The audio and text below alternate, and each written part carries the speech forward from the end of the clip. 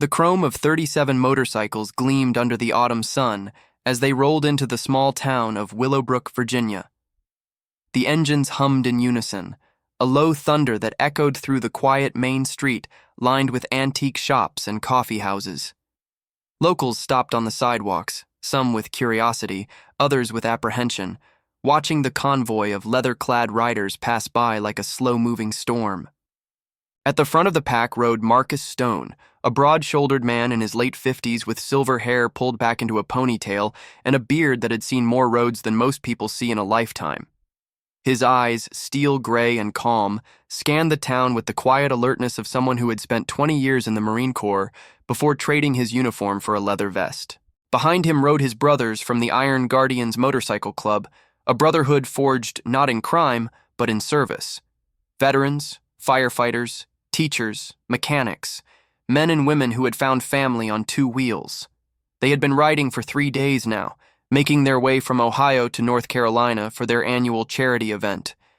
Every year, the Iron Guardians organized a ride to raise money for veterans struggling with the invisible wounds of war. They visited hospitals, shelters, and community centers, delivering not just funds but presents, a reminder that no one who served should ever feel forgotten. Willowbrook was supposed to be a quick stop, a place to rest, refuel, and share a meal before continuing south. The town had a reputation for hospitality, and Marcus had heard good things about a restaurant called the Golden Terrace, an upscale establishment known for its farm-to-table cuisine and elegant atmosphere. It seemed like the perfect place to treat his brothers to a decent meal after days of roadside diners and gas station coffee. The Golden Terrace sat at the end of Main Street, its facade a pristine white with gold trim and tall windows that reflected the afternoon light. A valet stand stood at the entrance, and the parking lot was filled with luxury vehicles, BMWs and Mercedes, and a few sports cars that cost more than most people made in a year. Marcus pulled his motorcycle to a stop at the edge of the lot, and his brothers followed, the engines falling silent one by one. For a moment, the only sound was the wind rustling through the oak trees that lined the street. Then Marcus removed his helmet and looked at the restaurant, taking in its polished exterior and the well-dressed patrons visible through the windows. He had been in places like this before, both welcomed and unwelcome. He knew the look that crossed some faces when they saw leather and motorcycles instead of suits and sedans. But today was different. Today, they were simply travelers looking for a meal. Nothing more. He climbed off his bike and nodded to the others. One by one, they dismounted, stretching legs stiff from hours on the road. There was Elena, a former army medic with kind eyes and a quiet strength. There was Big Tony, a retired firefighter who stood 6'4" and had hands that could crush stone but preferred to bake bread. There was Jessie, a young woman who had lost her brother in Afghanistan and found solace in the roar of an engine and the companionship of those who understood loss without needing it explained. Together, they walked toward the entrance, a parade of leather and denim that drew every eye in the vicinity. The valet, a young man in a crisp uniform, watched them approach with barely concealed unease. His gaze flickered from the motorcycles to the group, then to the front door, as if calculating whether to call someone. Marcus offered him a polite nod. The young man did not return it. The doors of the Golden Terrace were heavy, made of oak and glass, and they swung open with a whisper. Inside, the restaurant was everything its exterior promised. Crystal chandeliers hung from vaulted ceilings. Tables were draped in white linen and set with silver cutlery that caught the light. The scent of rosemary and roasted meat drifted from the kitchen, and soft classical music played from hidden speakers. Patrons in tailored clothing sat in pairs and small groups, their conversations a low murmur, punctuated by the clink of wine glasses. Every one of them turned to look as the Iron Guardians entered. Marcus felt the shift in the room like a change in temperature. Conversations paused. Forks hovered mid-air. Eyes narrowed. He had seen this before, countless times, and he had learned not to let it affect him. He walked forward, his boots silent on the marble floor, and approached the hostess stand, where a woman in her 30s stood with a leather-bound reservation book. She wore a black dress and pearl earrings, her blonde hair swept into an elegant bun. Her smile, which had been warm a moment ago, flickered and faded as she took in the sight before her. 37 people in leather vests, some with bandanas, some with tattoos visible on weathered hands and necks. She blinked, once, twice, and then her expression settled into something carefully neutral. "Good afternoon," Marcus said. "We would like a table for 37, please, or several tables if that's easier." The hostess glanced down at her book, then back up at him, her lips pressed together. "Do you have a reservation?" "No, Mom. We are just passing through. Thought we would stop for a meal." She hesitated, her fingers tapping the edge of the book. "I am sorry, sir, but we are fully booked this afternoon. Perhaps you could try somewhere else." Marcus looked past her at the dining room. He counted at least a dozen empty tables, their white linens pristine and untouched. He looked back at the hostess and saw the truth in her eyes. She was not sorry. She was uncomfortable, and she wanted them gone. He took a breath, let it out slowly. "Miss, I can see there are empty tables. We do not want any trouble. We are just hungry travelers looking for a meal." Before she could respond, a man emerged from the back of the restaurant. He was tall and thin, with slicked back hair and a suit that probably cost more than Marcus' monthly pension. His name tag read Gregory Ashford, General Manager. His expression was one of practiced politeness, but his eyes were cold. "Is there a problem here?" he asked, his voice smooth as silk. "No problem," Marcus replied. "Just trying to get a table for my group." Gregory Ashford looked at the Iron Guardians. He looked at their leather vests, their weathered faces, their boots still dusty from the road. Then he looked back at Marcus with a smile that did not reach his eyes. "I am afraid that will not be possible," he said. "The Golden Terrace has a dress code. We require our guests to meet certain standards of attire. I am sure you understand." Marcus felt the weight of the words, the dismissal wrapped in politeness. He had heard variations of this speech before. Different words, same meaning. You do not belong here. Behind him, he heard Big Tony shift his weight, heard Elena exhale softly. He knew his brothers were watching, waiting to see how he would handle this. He also knew that making a scene would only confirm every stereotype the manager held, so he did what he always did. He chose dignity over conflict. "I understand," he said quietly. "We will find somewhere else." He turned to leave, and his brothers began to follow. But before they could reach the door, a voice cut through the silence of the restaurant. A voice filled with disgust and entitlement that made Marcus stop in his tracks. "Finally." "I was beginning to think they would never leave. The smell of oil and poverty was ruining my appetite." The words came from a table near the window, where a man in his 60s sat with two younger men who appeared to be his sons. He wore a navy blazer and a gold watch that glittered in the afternoon light. His face was flushed, perhaps from wine, perhaps from arrogance. He did not bother to lower his voice. He wanted to be heard. Marcus turned slowly. The dining room had gone completely silent. Every patron was watching, some with embarrassment, others with quiet agreement. The manager, Gregory Ashford, stood frozen, his polished smile cracking at the edges. The man at the window continued, his voice carrying across the room. "People like that should stick to their roadside bars and trailer parks, coming into a place like this, thinking they belong. It is disgusting." Marcus felt something stir in his chest, something old and familiar. Anger. He had spent a lifetime learning to control it, to channel it into discipline and purpose. But there were moments when it rose unbidden, demanding to be acknowledged. He looked at the man. He looked at his expensive clothes and his self-satisfied smirk, and he saw exactly what he was. Not wealth, not success, just fear dressed in fine fabric. Fear of anything different, anything that challenged the careful world he had built around himself. Marcus took one step forward. The man at the window flinched, just slightly, before recovering his composure. "Excuse me?" the man said, his voice rising. "Is there a problem?" "No, sir," Marcus replied, his voice calm and steady. "No problem at all," We were just leaving." He held the man's gaze for a long moment, long enough to see the uncertainty flicker behind the arrogance. Then he turned and walked toward the door, his brothers falling into step behind him. Outside, the autumn air was cool and clean, a relief after the suffocating atmosphere of the restaurant. Marcus walked to his motorcycle and stood there for a moment, his hands resting on the handlebars. He could feel the eyes of his brothers on him, waiting. "You okay, Prez?" Big Tony asked quietly. Marcus nodded. "Yeah, just need a minute." He looked back at the golden terrace, at its gleaming facade and its pretensions of elegance. He thought about the man in the window, about his words and his contempt. And he thought about all the times he had walked away from moments like this, choosing peace over confrontation.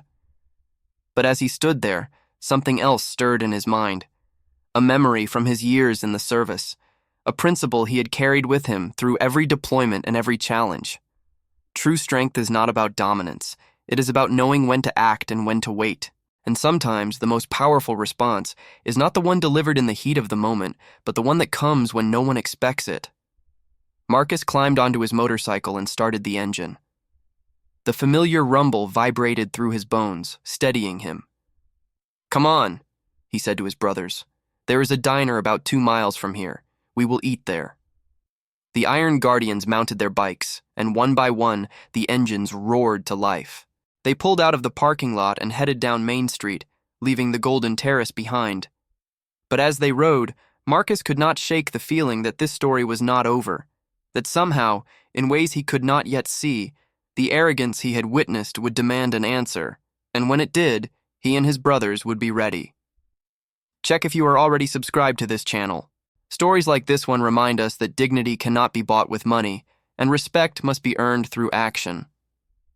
Subscribe now so you never miss a story about the moments when ordinary people rise above contempt and prove that true worth is measured not by what you wear, but by who you are. The diner was called Rosie's, and it sat at the edge of town like an afterthought, a squat building with a neon sign that buzzed and flickered in the fading afternoon light. The parking lot was cracked asphalt, and the paint on the walls was peeling in places, revealing layers of color beneath like rings on an old tree. But through the windows, Marcus could see people eating and laughing, the warm glow of overhead lights spilling onto the pavement. It was exactly what they needed. The Iron Guardians pulled into the lot, and this time no one flinched at the sound of their engines. A few patrons looked up from their meals, curious but not alarmed. An elderly man sitting on a bench outside raised his coffee cup in greeting. Marcus nodded back. Inside, Rosie's was everything. The Golden Terrace was not. The floors were worn linoleum, the booths were upholstered in cracked red vinyl, and the walls were covered with photographs of local landmarks and families spanning decades. The smell of bacon and coffee hung in the air, rich and welcoming. A jukebox in the corner played a country song from the 90s. Behind the counter stood a woman in her 60s with silver hair and a smile that had seen generations of customers come and go. Her name tag read Rosie, and when she saw the bikers file through the door, her eyes crinkled with genuine warmth.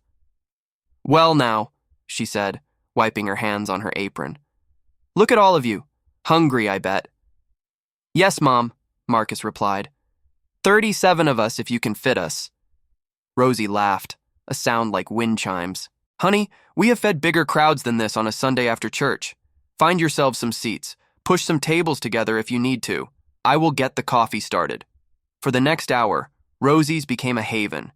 The Iron Guardians spread across the diner, filling every available seat.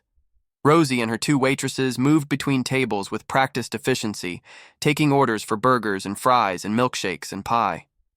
The food was not fancy, but it was honest. Home-cooked and generous, the kind of meal that filled not just the stomach, but the soul. Marcus sat in a corner booth with Elena, Big Tony, and a few of the older members. They ate in comfortable silence at first, the tension from the Golden Terrace slowly draining away. But eventually, the conversation turned to what had happened. "That manager," Elena said quietly, shaking her head, "and that man at the window. Like we were something they scraped off their shoes." Big Tony stabbed a French fry with his fork. "Men like that, they have never worked a day in their lives. not real work. They do not know what it means to earn something. They are scared, said an older member named Ray, a Vietnam veteran with white hair and hands that still trembled slightly from years of handling machinery. Scared of anything that does not fit their little world. Makes them feel small, so they have to make themselves feel big by putting others down. Marcus listened but did not speak. He was thinking about the man at the window, about the contempt in his voice. He was thinking about how easy it would have been to respond in kind, to match arrogance with anger. But he had learned long ago that such responses only fed the fire. They never changed anything. He was also thinking about something else, something that had been nagging at him since they left the Golden Terrace. You know, he said finally, I have been doing this ride for 20 years, been to a lot of towns, met a lot of people, and I have learned that you can tell a lot about a place by how it treats strangers, the ones who come with nothing but good intentions and get treated like criminals. He paused, looking around the diner. But you can also tell a lot about a place by the people who do the right thing when no one is watching, the ones who treat you with respect not because they have to, but because it is who they are. Rosie approached the table with a fresh pot of coffee. She refilled their cups without being asked, then stood there for a moment, studying them with knowing eyes. You all had a rough day, she said. It was not a question. Something like that, Marcus replied. She nodded slowly. Let me guess. The Golden Terrace. Marcus raised an eyebrow. How did you know? Rosie sighed, setting down the coffee pot. That place. Been there for about 10 years now. Bought out the old farmhouse that used to sit on that land. A family named Henderson had owned it for 3 generations. Good people. Salt of the earth. But they fell on hard times, and some developer came in with a lot of money and bigger promises. She pulled up a chair and sat down, her voice taking on the cadence of someone sharing a story that had been told many times before. The man who owns the Golden Terrace, his name is Richard Hale, made his money in real estate, buying up properties and flipping them for profit. Nothing wrong with that, I suppose. But the way he does it, pushing out the people who have been here their whole lives, treating this town like his personal playground. And that restaurant of his, it is not about the food. It is about showing off, about making people feel like they are not good enough unless they can afford his prices and fit his image. Marcus nodded slowly. The man in the window, was that him? Rosie shook her head. No, that would be his father. Victor Hale. Richard is the one who runs the business, but Victor is the one who started it all. Old money from up north. Came down here about 30 years ago and started buying up land. The whole family thinks they own this town. And maybe they do, on paper. But paper does not make you part of a community. She stood up, smoothing her apron. Anyway, enough of my rambling. You all finish your food. Dessert is on the house. As she walked away, Marcus sat in silence, turning her words over in his mind. He had encountered men like Victor Hale before, men who measured their worth in dollars and their power in the ability to make others feel small. They were not evil in the traditional sense. They were simply blind to anything that did not fit their narrow view of the world. But blindness, he had learned, was not an excuse. It was a choice, and choices had consequences. After dinner, the Iron Guardians gathered in the parking lot, stretching their legs and discussing the plan for the next leg of their journey. They would ride another few hours before stopping for the night at a motel near the state line. From there, it was another day and a half to their destination. But as they prepared to leave, a pickup truck pulled into the lot. It was an old Ford, rust-colored and dented, and it parked near the entrance of the diner. A woman stepped out, young and thin, with hair pulled back in a messy ponytail and a uniform shirt bearing the logo of the Golden Terrace. She looked exhausted, her shoulders slumped and her eyes red-rimmed. Elena noticed her first. That is one of the waitresses from the restaurant, she said quietly. Marcus watched as the woman walked toward the diner, her steps slow and heavy. But before she could reach the door, she stopped, noticing the motorcycles and the group of bikers. For a moment, she seemed uncertain, as if deciding whether to turn back. Then she straightened her shoulders and walked over. Excuse me, she said, her voice hesitant. You are the ones who came to the Golden Terrace earlier, right? The motorcycle group? Marcus nodded. That is right. She took a deep breath, as if gathering courage. I just wanted to say I am sorry. For how you were treated. It was not right. Marcus studied her for a moment. She was young, maybe mid-20s, and there was a sincerity in her voice that he recognized. The sincerity of someone who was tired of staying silent. What is your name? He asked gently. Sarah, she replied. Sarah Mitchell. I have been working at the Golden Terrace for about a year now. I need the money, you know. It is hard to find good-paying jobs around here. But sometimes the things I see there, the way Mr. Ashford and the Hales treat people... She trailed off, shaking her head. You do not have to apologize for them, Elena said, stepping forward. You did not do anything wrong. But I did not do anything right either, Sarah replied. I just stood there, watched them humiliate you, and did not say a word. And that is not the first time. There have been others, people who did not fit their standards. Families turned away because they were not dressed fancy enough. An elderly couple told they could not sit at certain tables because it would disturb the atmosphere. She laughed bitterly. Atmosphere? Like we are in some kind of museum instead of a restaurant. Marcus exchanged a glance with Elena. There was more to this story, he could tell. Something beneath the surface that Sarah was not yet ready to share. Is there something else? He asked quietly. Sarah hesitated, then nodded slowly. There is. But it is complicated. And I do not know if you would even care. I mean, you do not know me. You do not know this town. Try us, Big Tony said, his deep voice surprisingly gentle. You might be surprised. Sarah looked at them, at their weathered faces and the patches on their vests. She saw something there that seemed to give her courage. And slowly, the words began to spill out. The Hales, she said. They are not just arrogant, they are cruel. And they have been hurting this town for years. There is a community center on the other side of Willowbrook. It has been there for decades. It is where kids go after school, where seniors gather for meals, where families who are struggling can get help. The woman who runs it, her name is Margaret Chen. She is the kindest person I have ever met. Sarah paused, her voice catching. But the Hales want the land. The community center sits on property that Richard Hale has been trying to buy for years. Margaret has refused to sell, so now they are trying to force her out. They have filed complaints with the city, claiming the building is not up to code. They have pressured local businesses not to donate. And last month, someone vandalized the center, spray-painted threats on the walls. No one can prove it was connected to the Hales, but everyone knows. Her eyes glistened with unshed tears. Margaret is 72 years old. She has given her whole life to this community. And now they are trying to destroy her. And no one is doing anything about it. Silence fell over the group. Marcus felt the weight of her words settle into his chest, familiar and heavy. He had heard stories like this before. Stories of power used not to protect, but to prey. Stories that demanded a response. He looked at his brothers, seeing the same resolve reflected in their eyes. They had come to Willowbrook for a meal and found something else entirely. A community in pain. A woman fighting alone against forces that wanted to crush her. And an opportunity to make a difference. Sarah, Marcus said quietly, this community center. Where is it?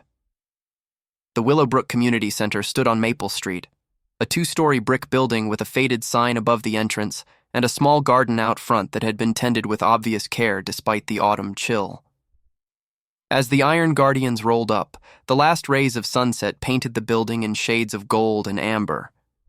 Marcus killed his engine and sat for a moment, taking in the scene. Children were playing in the small yard beside the building, their laughter carrying on the evening breeze. Through the windows, he could see elderly residents seated around tables, some playing cards, others simply talking. It was exactly the kind of place that held communities together, a hub of connection and care in a world that often forgot such things mattered. But he could also see the signs of struggle. The paint was peeling in places. Some of the windows were patched with tape, and on the side wall, partially covered by a tarp, He could make out the remnants of spray paint, words that had been scrubbed but not fully erased, words meant to intimidate and wound. The Iron Guardians dismounted and gathered around Marcus. Sarah had followed in her truck and she now stood beside them, pointing toward the entrance. "Margaret should be inside," she said. "She is usually here until late, making sure everyone gets home safe." They walked toward the entrance together, and as they approached, the front door opened. A small woman emerged, barely 5 feet tall, with silver hair gathered in a bun and reading glasses perched on her nose. She wore a cardigan despite the cool air, and her face was lined with the kind of wrinkles that came from years of smiling and years of worry in equal measure. She stopped when she saw the group of bikers, her eyes widening slightly. Then she looked at Sarah, and her expression softened. "Sarah? Is everything all right?" "Yes, Mrs. Chen." Sarah stepped forward. "These people, they wanted to meet you. They are from the Iron Guardians Motorcycle Club. They are doing a charity ride for veterans." Margaret Chen studied the group with eyes that missed nothing. She took in the leather vests, the patches, the road-worn faces, and then, slowly, a smile spread across her face. "Veterans?" she said softly. "My husband was a veteran, Navy, served in Korea." She paused, her voice catching slightly. "He passed 10 years ago, but he would have liked all of you."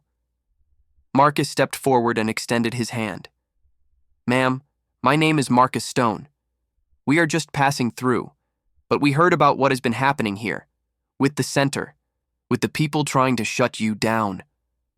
Margaret shook his hand, her grip surprisingly firm for someone her age. "Sarah told you," she said. "It was not a question. She did, and we wanted you to know that you are not alone." For a moment, Margaret said nothing. She simply looked at him, searching his face for something. Whatever she found there seemed to satisfy her, because she nodded once and stepped aside. "Come inside," she said. "All of you. It is getting cold, and I just made a fresh pot of coffee." The interior of the community center was warm and welcoming, filled with the scent of coffee and something baking in the kitchen. The main room was large, with tables arranged for various activities. Elderly residents looked up with curiosity as the bikers filed in, some waving, others simply watching with interest. Margaret led them to a seating area near the back, where worn couches and chairs formed a comfortable circle. As they settled in, she disappeared briefly into the kitchen and returned with a tray of coffee cups and a plate of homemade cookies.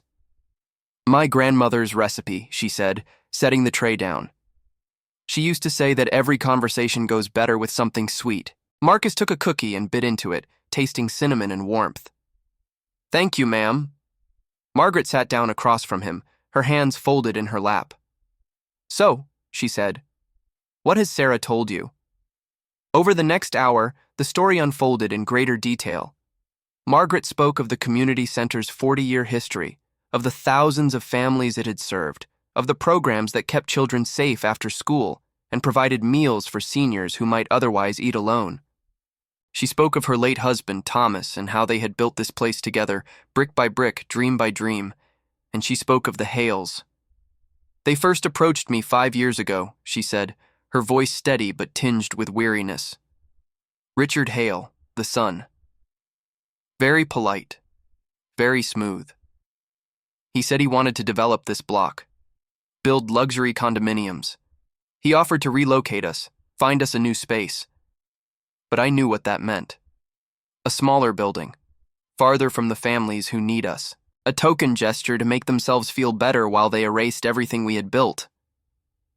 "You refused," Marcus said. "I did. And that is when things changed." She paused, gathering herself. The complaints started shortly after. Building inspectors showing up unannounced, citing violations that had never been a problem before. Donations from local businesses drying up because owners were told they would face consequences if they continued to support us. And then, 3 months ago, the vandalism. She gestured toward the window. They painted words on our wall, terrible words, threats. One of our seniors, Mrs. Patterson, she saw it when she arrived for morning coffee. She had a panic attack, had to be taken to the hospital. Big Tony's hands clenched into fists. And the police? They investigated, Margaret said, filed a report, but without proof of who did it, there was nothing they could do. And the Hales have lawyers, good ones. They know how to stay just within the law while making life impossible for everyone else. Elena leaned forward. What happens if you can't meet these code violations? Can they actually shut you down? They have already tried, Sarah interjected. There is a hearing scheduled for next week. The city council is going to vote on whether to condemn the building. If they do, Margaret has 30 days to vacate. Margaret nodded slowly. 40 years, she said quietly. 40 years of birthdays and graduations and funeral receptions. 40 years of children learning to read and seniors finding companionship, and it could all end with a vote by people who have never set foot inside these walls. Silence fell over the group. Marcus felt the weight of her words, the magnitude of what was at stake. This was not just about a building, it was about a community. About the people who had found shelter within these walls and the woman who had dedicated her life to keeping that shelter standing. He looked at his brothers. He saw Elena's jaw set with determination. He saw Big Tony's protective anger barely contained. He saw the younger members, like Jesse, whose eyes burned with the need to act, and he knew what they had to do. Mrs. Chen, he said slowly, we are not lawyers. We are not politicians. We are just a group of people who believe that some things are worth fighting for.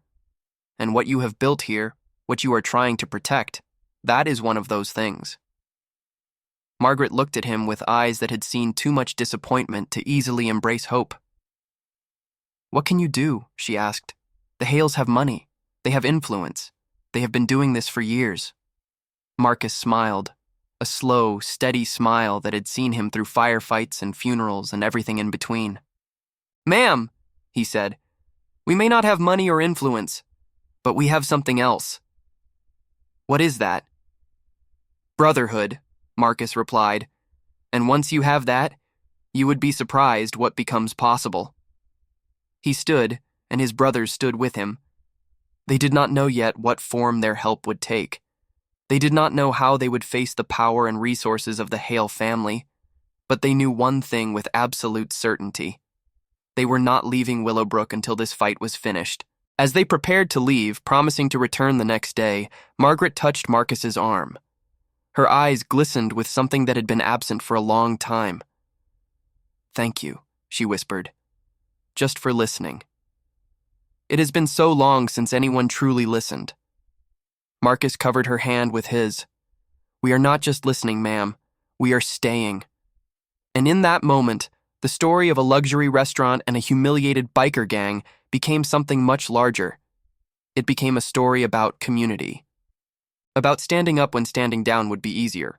About the power of people who refuse to look away from injustice. If this story has touched your heart, take a moment and leave a comment saying Margaret deserves to win. Let her know, let the world know, that stories of courage and compassion still matter.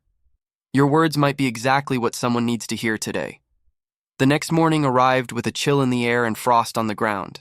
The Iron Guardians had spent the night at a small motel on the outskirts of Willowbrook, their motorcycles lined up in neat rows outside their rooms like sentries keeping watch.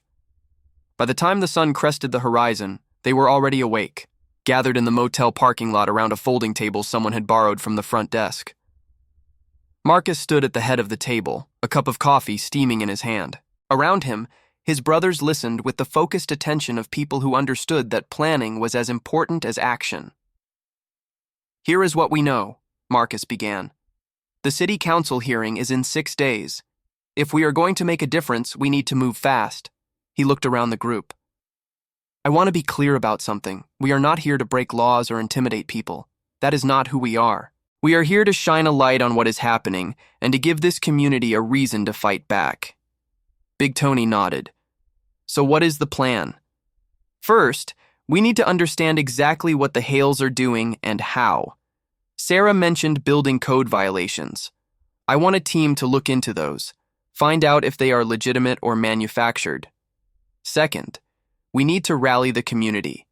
People in this town have been afraid to speak up because they think they are alone.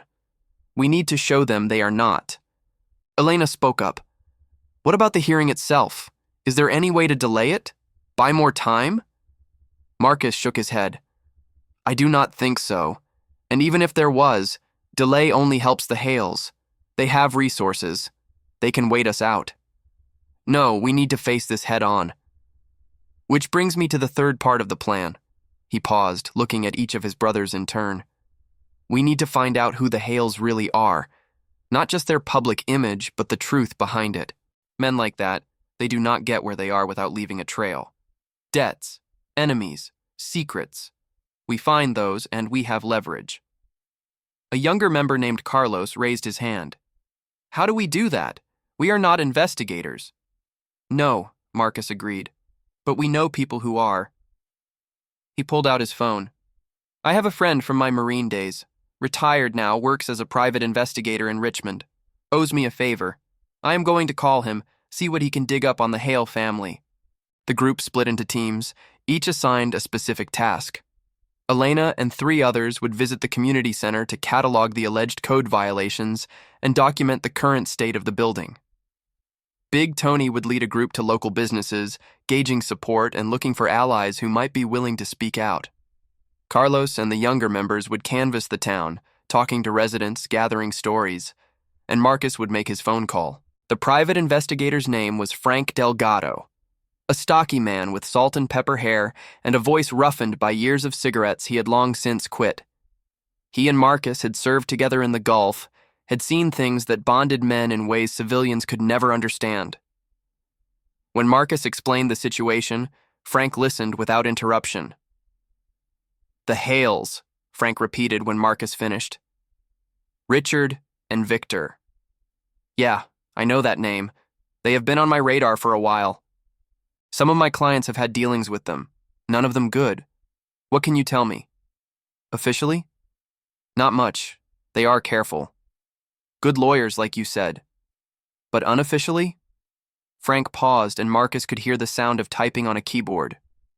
There are rumors, stories that never made it to court, about how they acquire properties, about people who stood in their way and suddenly found themselves facing problems, financial troubles, legal issues, accidents. Accidents? Nothing that could be proven. But enough to make people nervous. The Hales have a reputation. Cross them, and things happen. Bad things. Marcus felt a chill that had nothing to do with the morning air. Is there anything concrete? Anything we can use?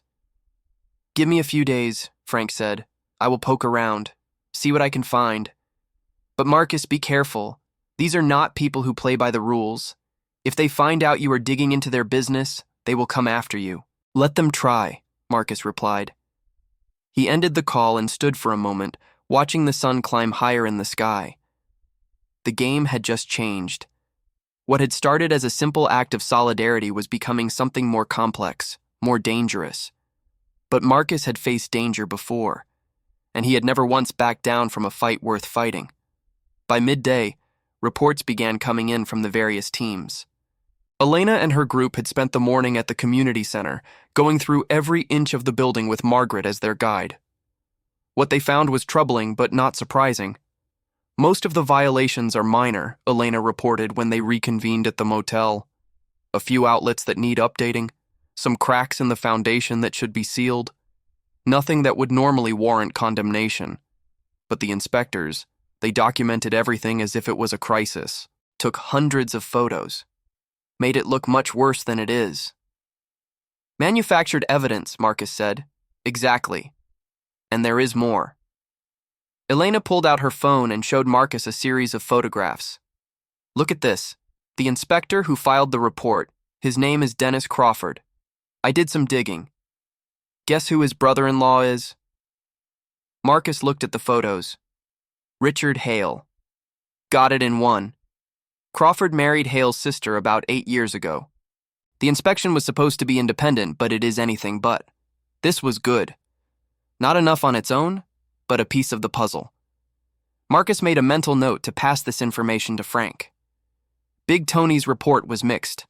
Some businesses were too afraid to speak up, their owners shaking their heads and closing their doors. But others, particularly the older establishments that had been in town for generations, were eager to help. "Rosie from the diner," Big Tony said. "She is on board. So is the guy who runs the hardware store, and the woman who owns the flower shop on Main Street. They have all been watching what the Hales are doing, and they are sick of it. They are just waiting for someone to take the first step." "Then we give them that step," Marcus replied. The afternoon was spent organizing. Marcus reached out to local media, finding a reporter at the Willowbrook Gazette who was interested in the story. He contacted a lawyer in Richmond who specialized in property disputes and community advocacy, arranging for a consultation.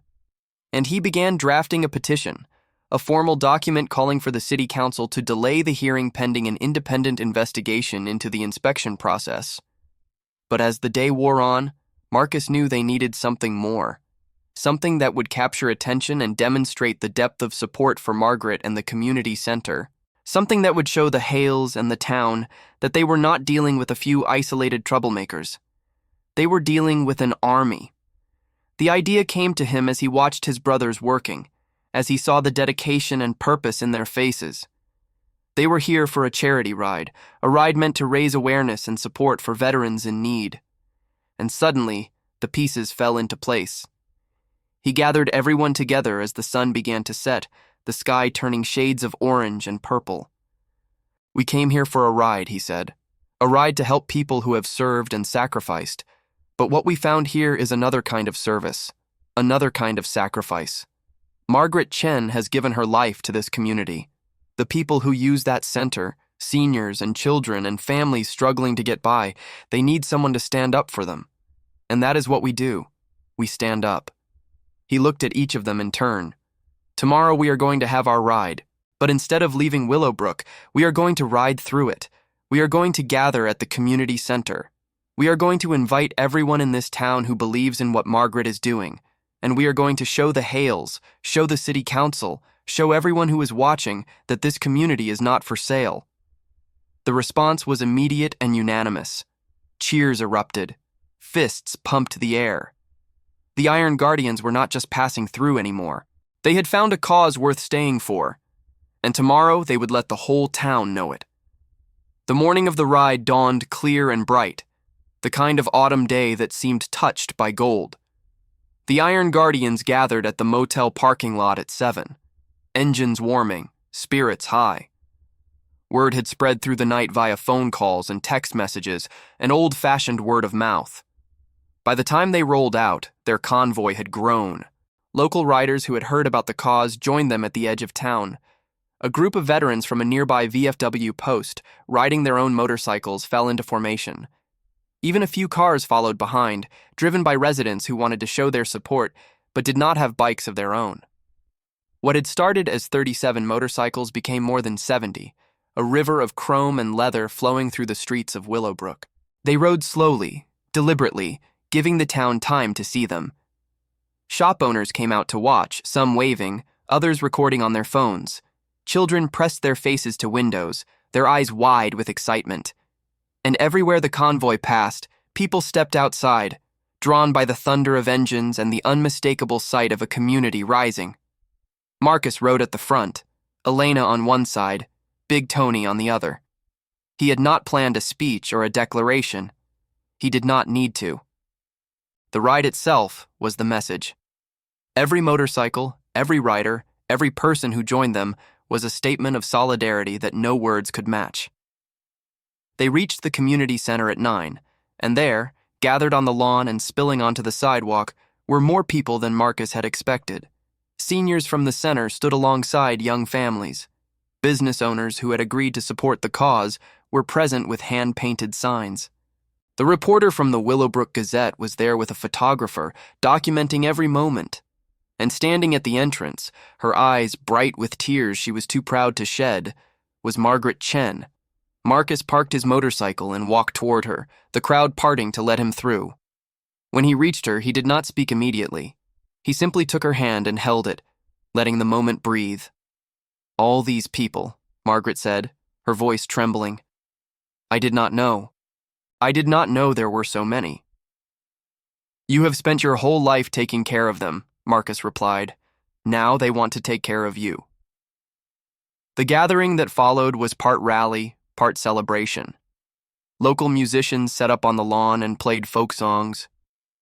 Children ran through the crowd, their laughter a counterpoint to the serious conversations happening among the adults. Food appeared from somewhere, tables laden with casseroles and sandwiches, and more of those cinnamon cookies from Margaret's grandmother's recipe. But it was not all festivity. There was purpose beneath the celebration. The petition Marcus had drafted was passed through the crowd, and by the end of the day, it bore over 500 signatures. The lawyer from Richmond arrived and spoke with Margaret at length, outlining a legal strategy that could delay or even derail the condemnation vote. And the reporter, a young woman named Angela Cho, conducted interview after interview, gathering stories that would appear in the next edition of the Gazette. Throughout it all, Marcus watched for any sign of the Hales or their representatives. He knew they had to be aware of what was happening. An event this size could not go unnoticed, but they did not appear. The luxury restaurant remained closed for the day, its windows dark, its parking lot empty. It was Big Tony who brought the first hint of trouble. "We got company," he murmured to Marcus mid-afternoon. "Black SUV has been circling the block for the past hour. Tinted windows. I cannot see who is inside." Marcus nodded. "Keep an eye on it. Do not approach, but make sure they know we have seen them." The SUV continued its slow patrol until sunset, when it finally drove away without incident. But its presence had been noted. The Hales were watching, and that meant they were worried. As the day wound down, Marcus found himself standing beside Margaret on the front steps of the community center. The crowd was thinning, people heading home with full stomachs and lifted spirits. The lawn was littered with the remnants of the celebration, which volunteers were already beginning to clean up. "I never thought I would see a day like this," Margaret said quietly. "For so long I have felt like I was fighting alone. Even with all the people who come through these doors, I felt alone. Like the weight of it was mine to carry." "You are not alone," Marcus said. "You never were. You just could not see the people standing beside you because you were so focused on the ones in front of you." She smiled, a real smile that seemed to take years off her face. "You sound like my Thomas. He used to say things like that. He sounds like a wise man." "He was." She paused, her gaze drifting to the sunset. "He would have liked you. All of you. He believed in what you believe in. That ordinary people coming together can do extraordinary things." Marcus did not respond immediately. He was thinking about the days ahead, about the hearing and the challenges still to come. They had won a battle today, but the war was far from over.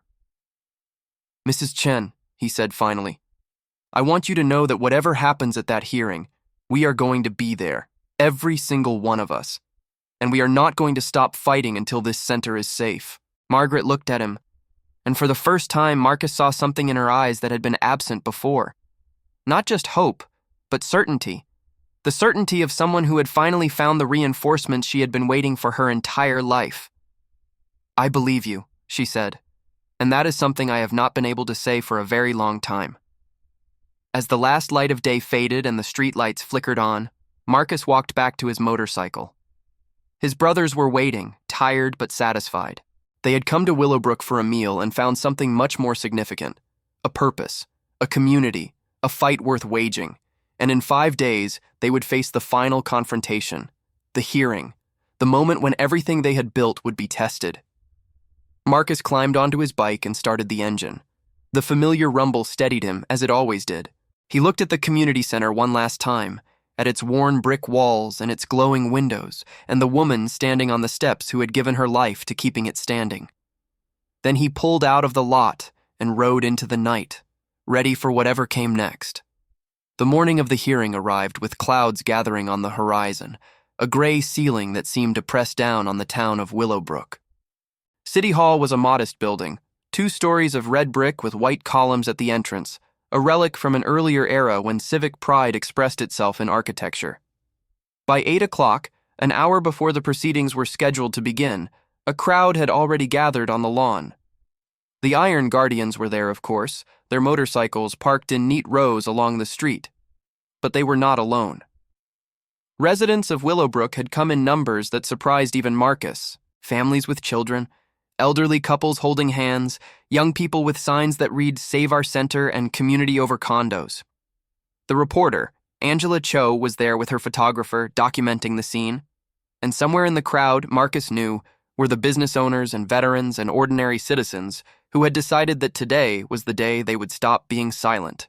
Margaret Chen stood near the entrance of City Hall, dressed in a simple blue dress and the pearl necklace her late husband had given her on their anniversary 30 years ago. She looked calm, but Marcus could see the tension in her shoulders, the slight tremor in her hands as she clutched a folder containing the documents that might save or doom the community center. He walked over to her and placed a hand on her shoulder. "How are you holding up?" She managed a small smile. "I have been better, but I have also been worse. And at least today, I am not facing this alone." Marcus nodded. "Whatever happens in there, remember that. You have an army behind you." The doors of City Hall opened at 8:30, and the crowd began to file in. The council chamber was a rectangular room with rows of wooden benches facing a raised platform where the 5 members of the city council sat. Mayor Thomas Wilkins, a balding man with glasses and a perpetually worried expression, occupied the center seat. Flanking him were 2 council members on each side, their faces a mixture of boredom and discomfort. And in the front row, seated with the air of people who expected the proceedings to be a mere formality, were the Hales. Victor Hale sat at the end, his face as cold and contemptuous as it had been in the restaurant. Beside him was his son Richard, a man in his 40s with slicked back hair and a smile that never reached his eyes. They were flanked by lawyers, 3 of them, each carrying leather briefcases stuffed with documents. Marcus and the Iron Guardians took seats near the back, filling an entire row. They did not need to speak or gesture. Their presence alone was a statement. The hearing began promptly at 9. Mayor Wilkins called the session to order and read from a prepared statement outlining the purpose of the meeting. A decision on the status of the Willowbrook Community Center following an inspection that had revealed significant code violations. The first to speak was the building inspector, Dennis Crawford. He was a nervous man, sweating visibly under the fluorescent lights, and he read from his report in a monotone voice. Structural concerns, electrical issues, fire safety violations. According to his assessment, the community center was a hazard that posed immediate danger to anyone who entered. Margaret listened with her hands folded in her lap, her expression unreadable. When Crawford finished, the floor was opened for responses. Richard Hale stood first. He spoke smoothly, his voice carrying the practiced confidence of someone who had done this many times before. "Mr. Mayor, council members," he began, "we at Hale Development have always believed in the growth and prosperity of Willowbrook. This is not about displacing a beloved institution. It is about safety, about progress, about ensuring that our community has the resources it needs to thrive in the 21st century." He went on, spinning a narrative of concern and civic duty. He spoke of plans for the site, condominiums that would bring new residents and new revenue to the town. He spoke of a proposed relocation for the community center, a smaller facility on the outskirts of town that would continue the work Margaret had started. He did not mention that the new facility would be half the size. He did not mention that its location would make it inaccessible to many of the seniors and families who relied on the center. He painted a picture of progress, but Marcus could see the truth beneath the polish. This was not about community, it was about profit. When Richard Hale sat down, it was Margaret's turn to speak. She stood slowly, her folder in her hands, and walked to the podium. For a moment she said nothing, simply looking at the council members, at the crowd, at the man who wanted to take everything she had built. Then she began to speak. "My name is Margaret Chen," she said, her voice steady and clear. "I have lived in Willowbrook for 52 years. I married my husband Thomas in the church on Elm Street. I buried him in the cemetery on the hill. And for the past 40 years, I have dedicated my life to the community center that you are now considering condemning." She paused, letting the words settle. "I understand that there are concerns about the building. Some of them are legitimate. Old buildings require maintenance, and we have not always had the resources to keep up. But I also know that the inspection report is not entirely accurate, and I know that the relationship between the inspector and the Hale family represents a conflict of interest that should have been disclosed. A murmur rippled through the crowd. Richard Hale's expression darkened. The lawyers began whispering among themselves. "I am not asking you to take my word for it," Margaret continued. "I have here a report from an independent structural engineer, commissioned in the past week, that contradicts several of the most serious claims in the official inspection." She held up the folder.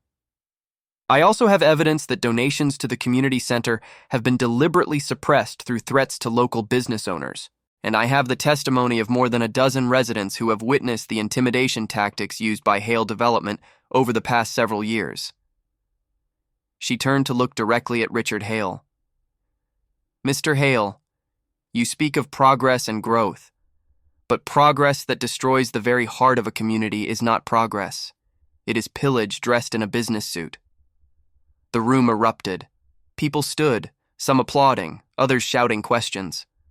Mayor Wilkins banged his gavel repeatedly, calling for order. In the chaos, Marcus caught a glimpse of Victor Hale's face, and for the first time he saw something other than contempt. He saw fear. "Order," Mayor Wilkins shouted. "Order, please." He waited until the noise subsided before continuing. "Mrs. Chen, these are serious allegations. Do you have documentation to support them?" "I do," Margaret replied, "and I would like to submit them into the record." What followed was a detailed presentation that laid bare the true nature of the Hale campaign against the community center. The independent engineer's report, affidavits from business owners describing the pressure they had received, bank records showing the sudden disappearance of donations, and finally, a statement from a former employee of Hale Development who had witnessed Richard Hale personally ordering the vandalism of the community center 3 months earlier. The witness had come forward just 2 days ago, after hearing about the rally at the center. His conscience, he had said, would not let him stay silent any longer. When Margaret finished, the council chamber was silent. Mayor Wilkins looked stunned. The other council members exchanged uncertain glances, and the Hale lawyers were on their feet, demanding a recess, claiming the evidence was inadmissible, threatening legal action. But it was too late. The truth was out. Mayor Wilkins called for a 30-minute recess. During the break, Marcus watched as the Hale family huddled with their lawyers, their voices low but their body language betraying their agitation. Victor Hale's face was purple with rage. Richard was pale. His earlier confidence completely evaporated. When the hearing resumed, Mayor Wilkins announced that in light of the new evidence presented, the council would postpone its decision pending a full investigation into the inspection process and the allegations against Hale Development. The condemnation vote was tabled indefinitely. The crowd erupted again, but this time in celebration. Margaret stood at the podium, tears streaming down her face, as well-wishers surrounded her. Angela Cho was furiously taking notes, already crafting the headline for the next edition. Marcus watched from the back of the room, a quiet satisfaction settling in his chest. They had done it, not alone, but together. A group of outsiders and a community that had found its voice had faced down wealth and power and won. But he knew it was not over. The Hales would regroup. They would find new tactics, new approaches. Men like that did not give up easily. But they also did not fight well when their secrets were exposed, when the community they had tried to exploit stood united against them. Marcus walked outside, where the Iron Guardians were gathered around their motorcycles. The clouds had parted, and sunlight was breaking through, warming the autumn air. "Well," Big Tony said with a grin, "that was something." "It was," Marcus agreed. "But we are not done yet." "What do you mean?"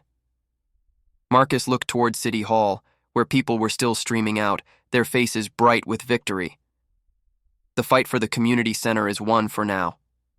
But there are people in there, on that council, who let this go on for years, who turned a blind eye because the Hales had money and influence.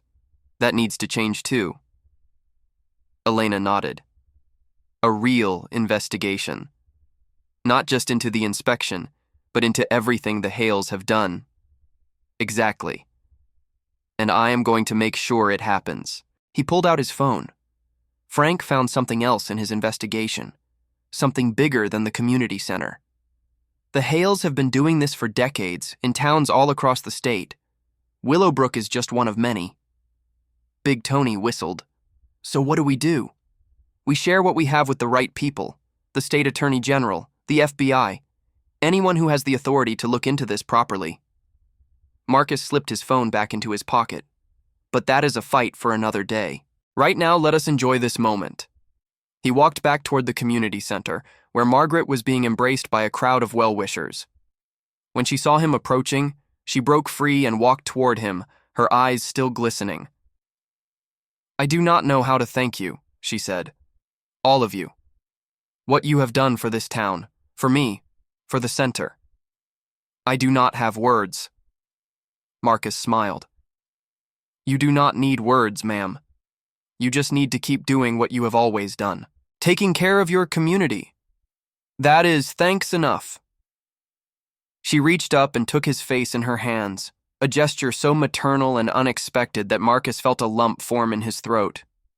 You reminded me of something I had forgotten, she said softly. That even in the darkest times, there are still people who will ride to your rescue. People who do not look the other way. People who believe that kindness and courage still mean something.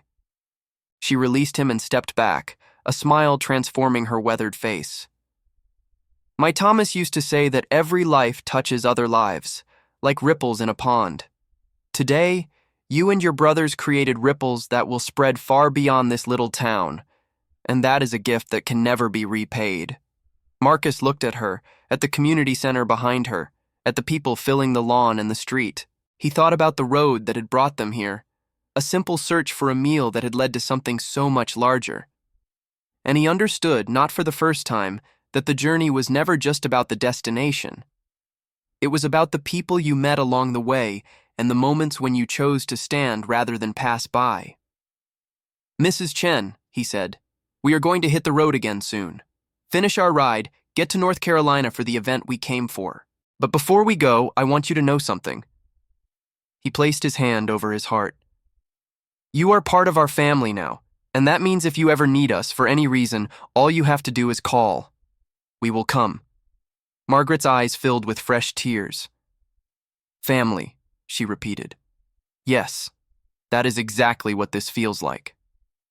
The Iron Guardians departed Willowbrook the next morning. They rode out the same way they had come in, engines rumbling, chrome catching the morning light. But this time, the streets were lined with people who waved and cheered as they passed. Children ran alongside them for as long as their legs could carry them. And at the community center, Margaret stood on the steps, her hand raised in farewell, watching until the last motorcycle disappeared around the corner.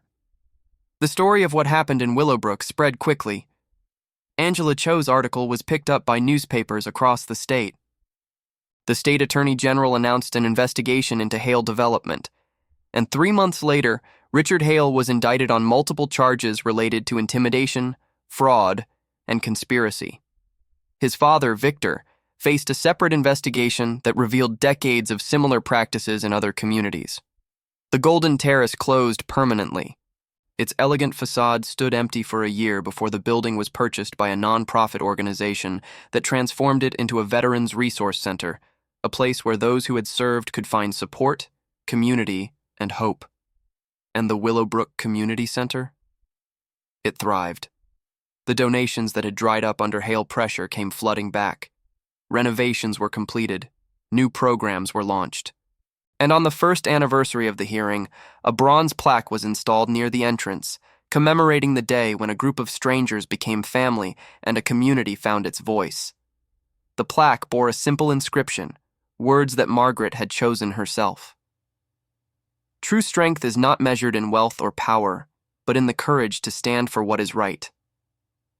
To the Iron Guardians and to all who refuse to look away, this community says thank you.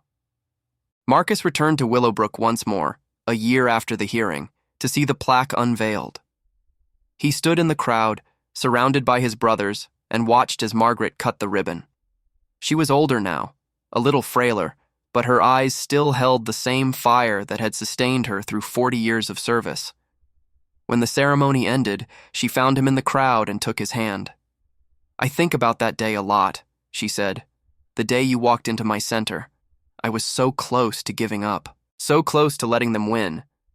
But you showed me that there were still people who cared, people who would fight for something they believed in, even when there was nothing in it for them." Marcus squeezed her hand. "There was plenty in it for us, ma'am. We found a family." She smiled, the same warm smile that had greeted him that first evening. "Yes, you did, and so did I." As the sun set over Willowbrook, Marcus walked back to his motorcycle. His brothers were waiting, engines idling, ready for the next adventure. He did not know where the road would take them next, but he knew one thing with absolute certainty. Wherever they went, they would carry this moment with them. The moment when a luxury restaurant tried to humiliate a biker gang and discovered that the bill always comes due. Not in money, but in consequences. Not in revenge, but in justice. And the Iron Guardians would be there to collect. If you watched until this moment, it is because this story touched something in you. Something that believes in community, in standing up for what is right, in the power of ordinary people to do extraordinary things. Leave a comment saying I watched until the end so I can get to know you and know who truly appreciates these stories. Your engagement is more than a metric, it is a connection.